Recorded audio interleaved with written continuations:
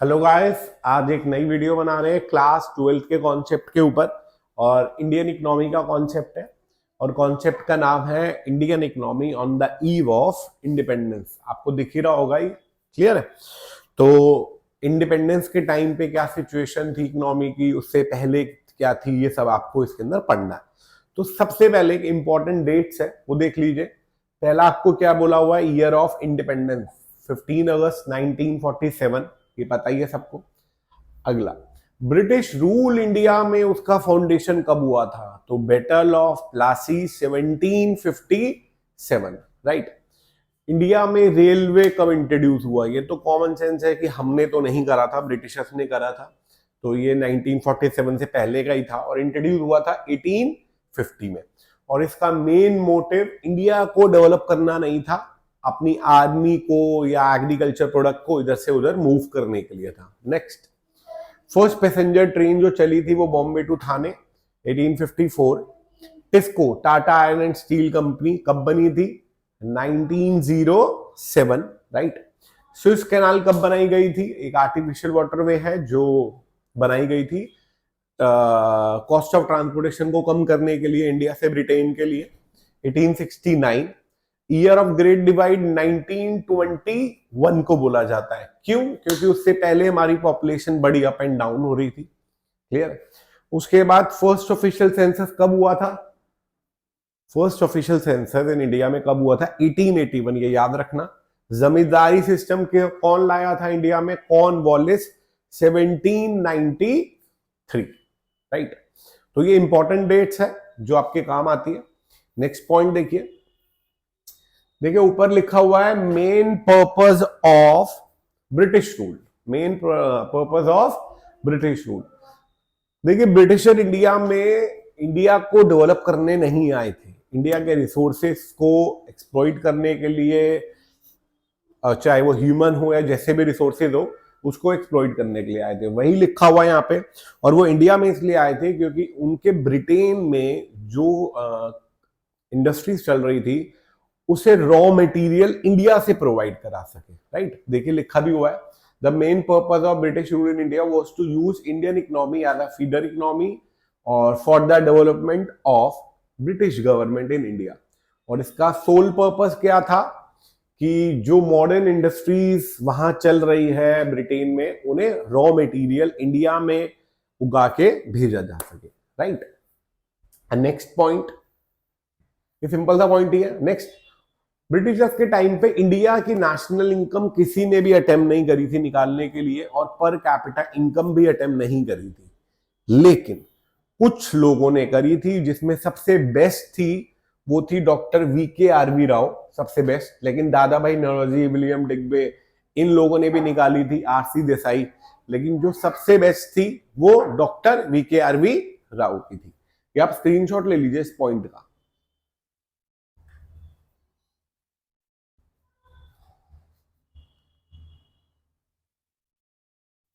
Clear है। अब next देखिए, उस टाइम पे एग्रीकल्चर सिस्टम कैसा था, पेपर में डायरेक्ट क्वेश्चन आ सकता है, explain the agriculture sector before independence. देखिए, फ्लश तो नहीं करता था कोई इतना ज्यादा। सबसे पहले उसमें कॉन्सेप्ट लाया गया था, जो एग्रीकल्चर सेक्टर था वो स्टेगनेंट था। स्टेगनेंट मतलब बहुत स्लो चलता था, क्लियर है। उसका पहला रीजन था लैंड सेटलमेंट सिस्टम।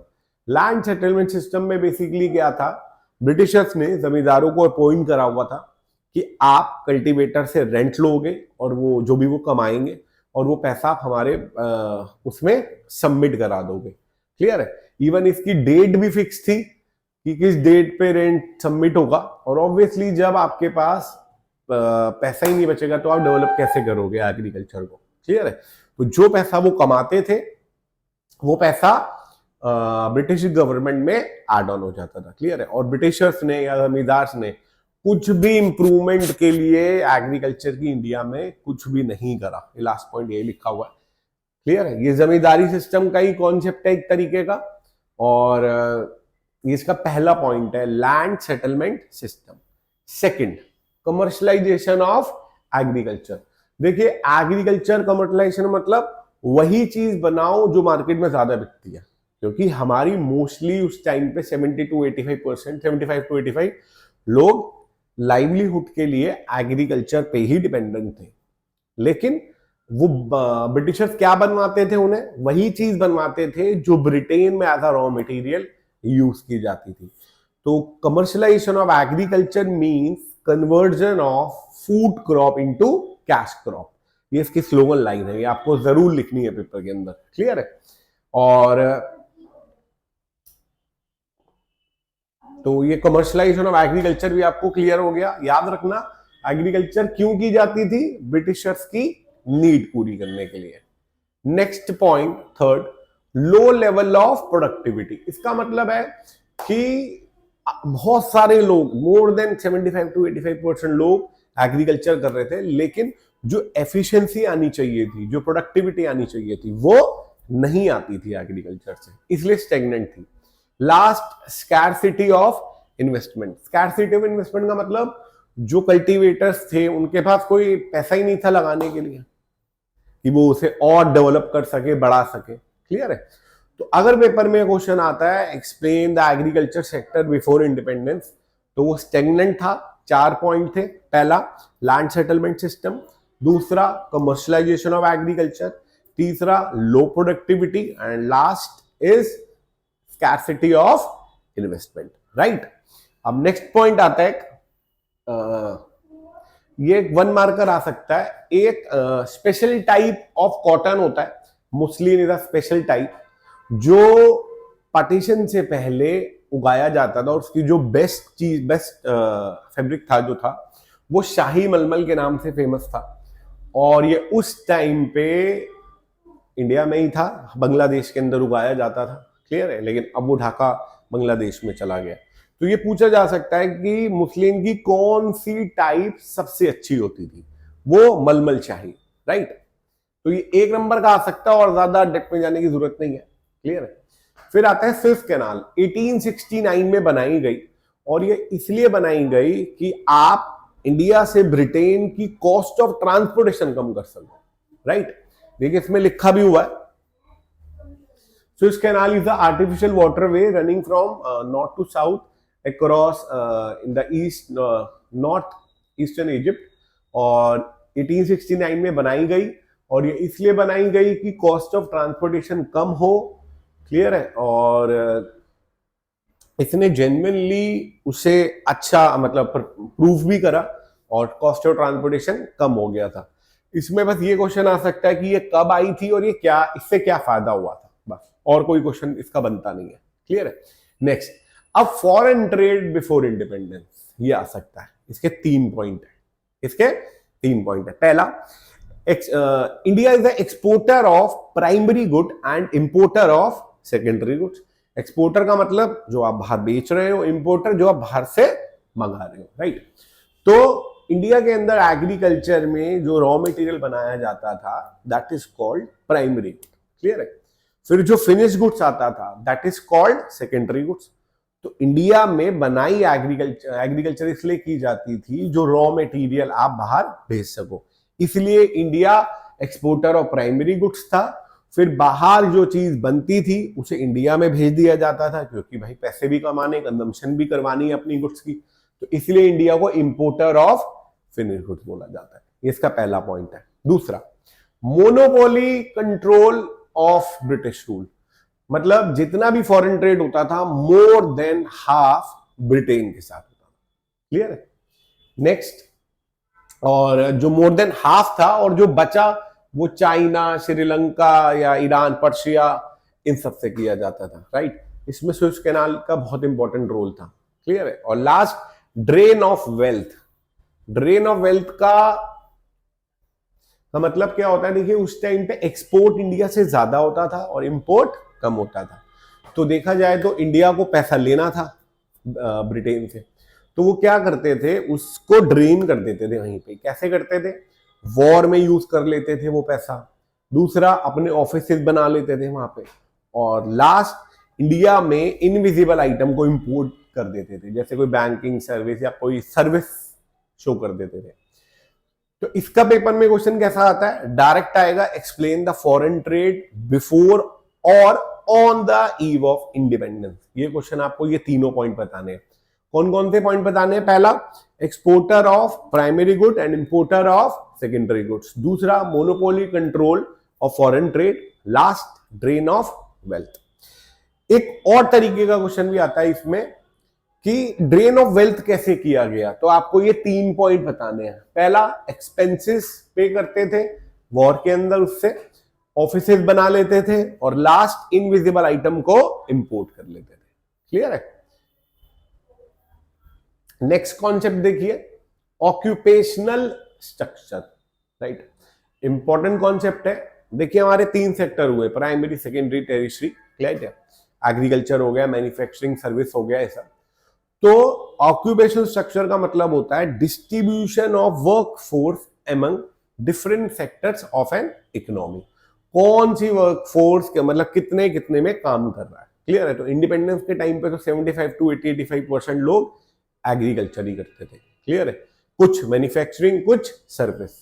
लेकिन उसके बाद चेंज हुआ था, वेरिएशन हुआ था। पहले डेफिनेशन देखते हैं इसकी। It refers to the distribution of working people across different industries and sector. Right, agriculture में 70 to 75%, मैन्युफैक्चरिंग में 10 और सर्विस में 20% थे। राइट, लेकिन इसमें एक वेरिएशन हुआ था। वो वेरिएशन क्या हुआ था? तमिलनाडु, आंध्र प्रदेश, केरला, कर्नाटका, वेस्ट बंगाल में लोग एग्रीकल्चर से शिफ्ट होके मैन्युफैक्चरिंग और सर्विस में चले गए थे। राइट, लेकिन उसी टाइम पे पंजाब, उड़ीसा, राजस्थान में लोग एग्रीकल्चर में ज्यादा इन्वॉल्व होने लगे। क्लियर है? बेसिक कॉन्सेप्ट है। क्लियर है? इस पे डायरेक्ट क्वेश्चन आ सकता है, एक्सप्लेन ऑक्यूपेशनल स्ट्रक्चर। तो आपको ये 3 पॉइंट इसके अंदर लिखने ही लिखने हैं। क्लियर है? एक बार स्क्रीनशॉट ले लीजिए आप इसका।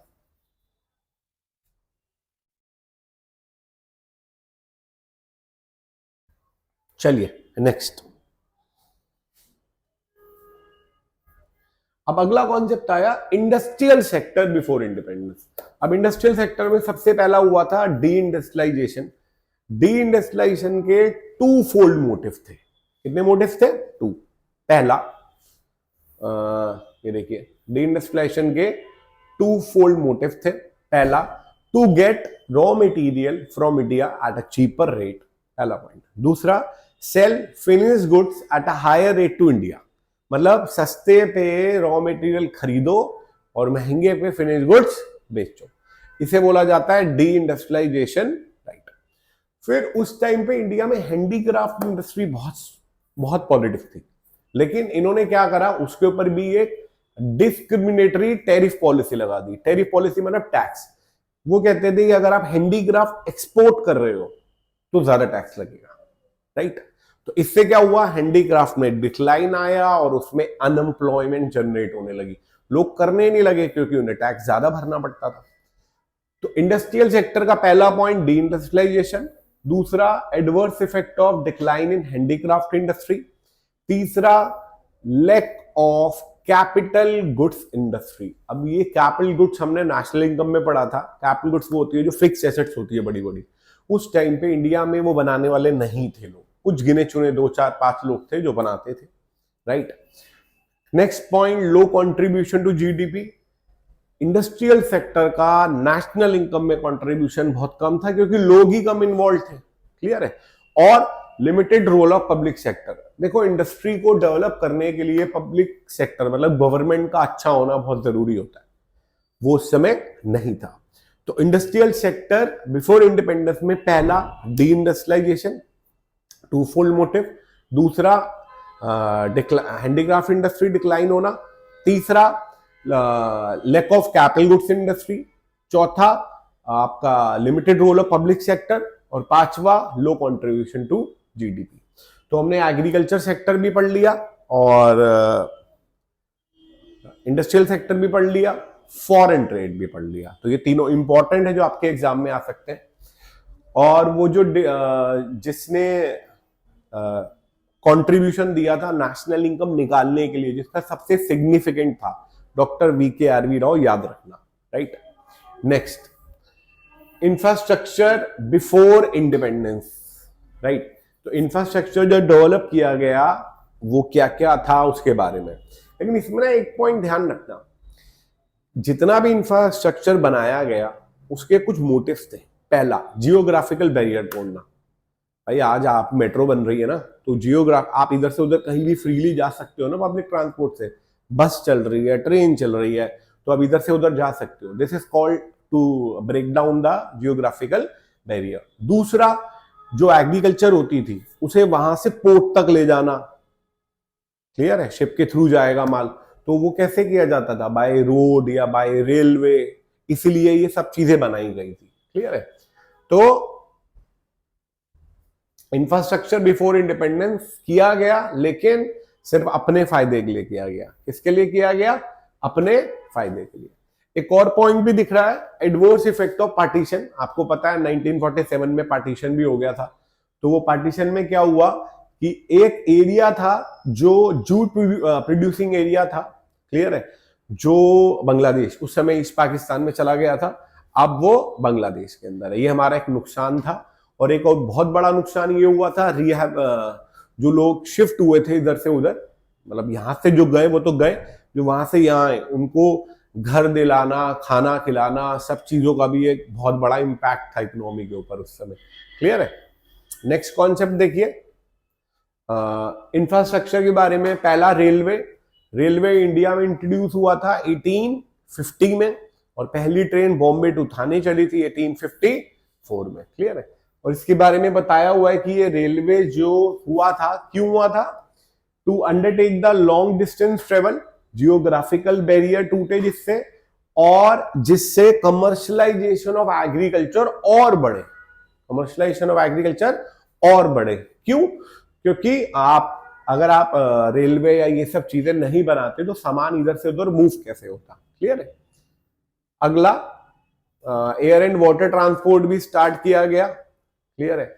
इसमें एक जो पॉइंट 1 नंबर का आ सकता है क्वेश्चन, कि एक इनलैंड वाटरवे था जो अनइकोनॉमिकल प्रूव्ड हुआ उड़ीसा कोस्ट के ऊपर, जो हमने कनेक्ट करना था रेलवे से, तो ये इनलैंड वाटरवे था, ये याद रखना, ये क्वेश्चन पूछा जा सकता है, क्लियर है। फिर उसके बाद आया आपका Tata airlines, JRD Tata, Pioneer of Indian aviation, और ये कब आई थी, 1932 में, ये आपको डेट याद रखनी है।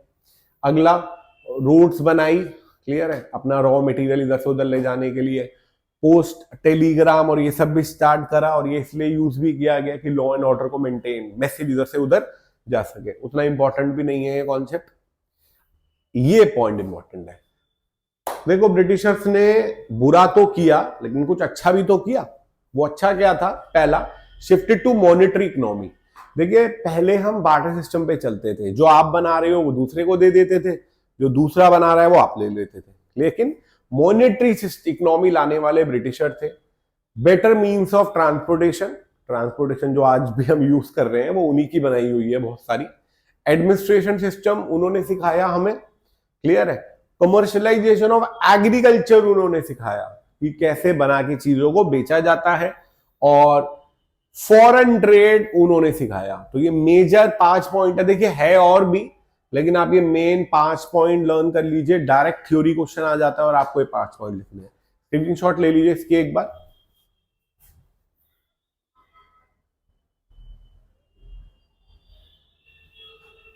क्लियर है। तो पहला क्या है, shifted to monetary economy, administration system उन्होंने सिखाया।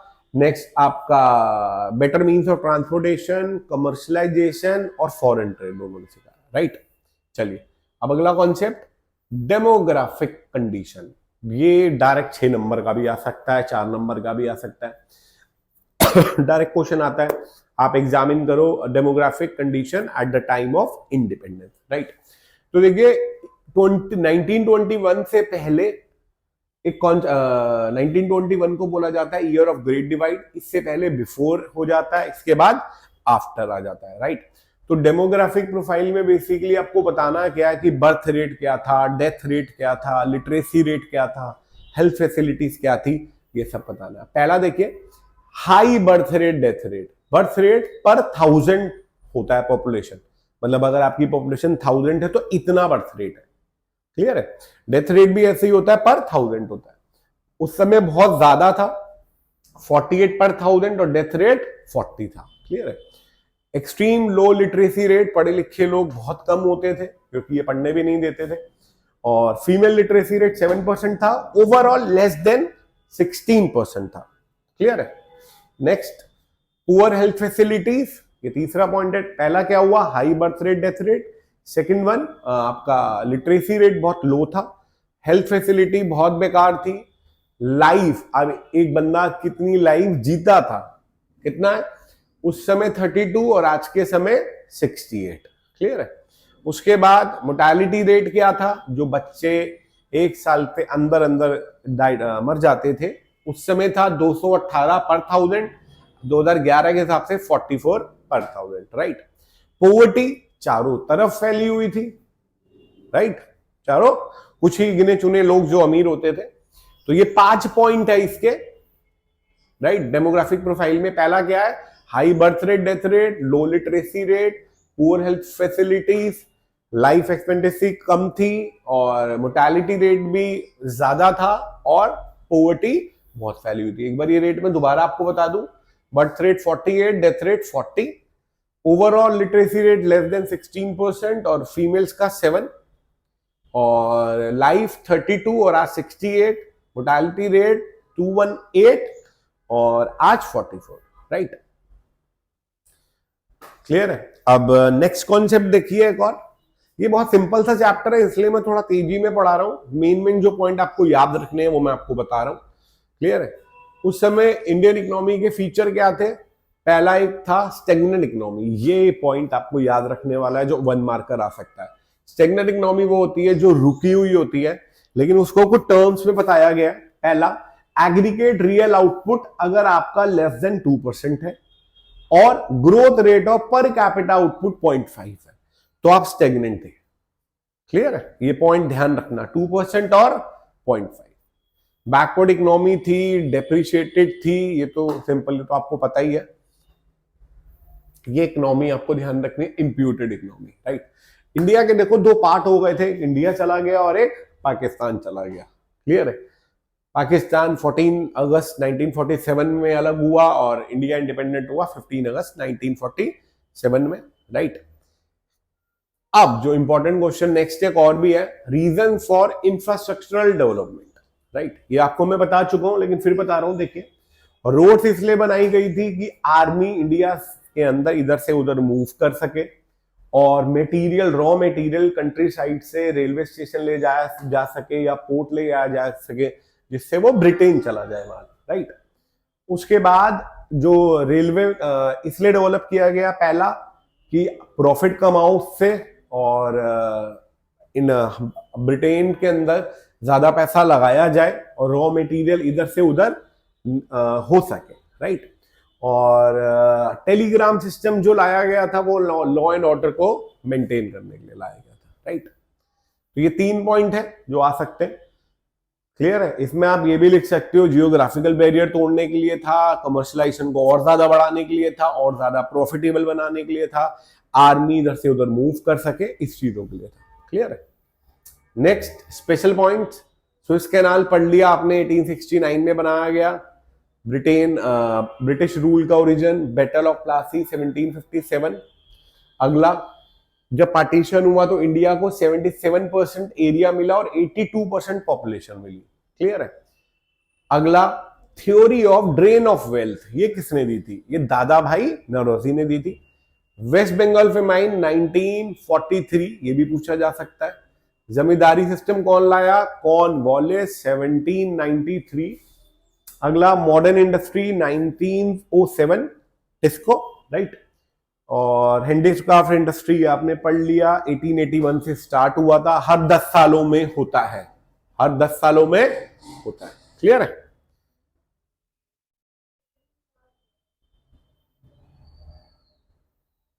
देखिए, क्वेश्चन ये भी आ जाता है कभी कभार कि इंडियन इकोनॉमी को कैसे एक्सप्लॉइट करा, मतलब कैसे यूज करा ब्रिटेन ने। तो आप सारे पॉइंट बता सकते हो। पहला, एक्सप्लॉइटेशन ऑफ एग्रीकल्चर सेक्टर, बिल्कुल तहस नहस कर दिया उस पर लगान और रेंट लगा के। इंडस्ट्रियल सेक्टर खत्म करा, टैरिफ लगा के डिस्क्रिमिनेटरी टैरिफ पॉलिसी लगाई हैंडीक्राफ्ट के ऊपर। क्लियर है। और इंडस्ट्रियल इंटरनेशनल ट्रेड भी करा। क्यों? क्योंकि उन्होंने इंडिया को एक ऐसा प्लेस बना दिया जो ब्रिटेन के लिए सिर्फ रॉ मटेरियल सप्लाई करेगी, और वहां पे जो माल बनता था वो इंडिया में इंपोर्ट कर दिया जाता था। तो ये 3 पॉइंट है, एग्रीकल्चर का भी और इंटरनेशनल ट्रेड का भी और इंडस्ट्रियल सेक्टर का भी। क्लियर है? और एक और क्वेश्चन भी है, आपको क्रिटिकली अप्रेजल करना है जो इंडस्ट्रियल पॉलिसी यूज करी थी ब्रिटेन ने। सबसे पहला, पब्लिक सेक्टर का रोल बहुत कम था, ये वाला पॉइंट दिया गिवन है। उसके बाद इन्होंने कैपिटल गुड्स इंडस्ट्री नहीं थी उस टाइम पे, और हैंडीक्राफ्ट इंडस्ट्री को बिल्कुल डिक्लाइन कर दिया था, बिल्कुल डिक्लाइन कर दिया था। ये स्क्रीनशॉट ले लीजिए इसका एक बार।